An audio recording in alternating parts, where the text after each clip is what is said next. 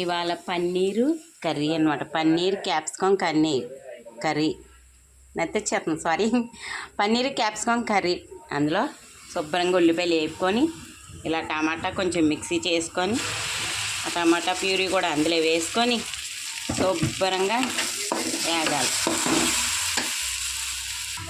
అలా ఉల్లిపాయలు మగ్గిపోయాక టమాటా వేసి అది కూడా మగ్గాక ఉప్పు కారం పసుపు వేసుకోవాలి.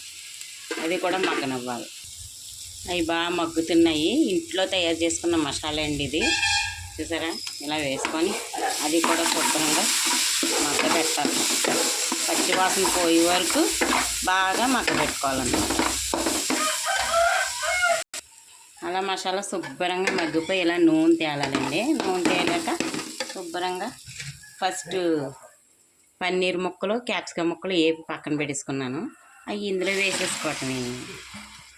వేసేసుకొని మనకు కావాల్సినన్ని నీళ్ళు, ఇంకా అలా టమాటా మిక్సీ చేసిన నీళ్ళు అవి వేస్ట్ చేయకుండా అన్నీ ఇందులోనే వేసేసుకోవాలి. ఏది వేస్ట్ అవ్వకూడదు. మనకి ఎన్ని నీళ్ళు కావాలో చూసుకొని కర్రీకి దాన్ని బట్టి గ్రేవీ ఎంత రావాలో ఏంటో సమానంగా వేసుకొని కాసేపు ఉడకనివ్వటమే. చూసారా, అలా నూనె బాగా పైకి తేలుతుందంటే కూర రెడీ అయిపోయినట్టు అనమాట. అలా నూనె తేలాలి. సిమ్లో పెట్టేసి అలా నూనె తేలితే చూసారా అందంగా పన్నీర్ క్యాప్సికమ్ టమాటా కర్రీ రెడీ.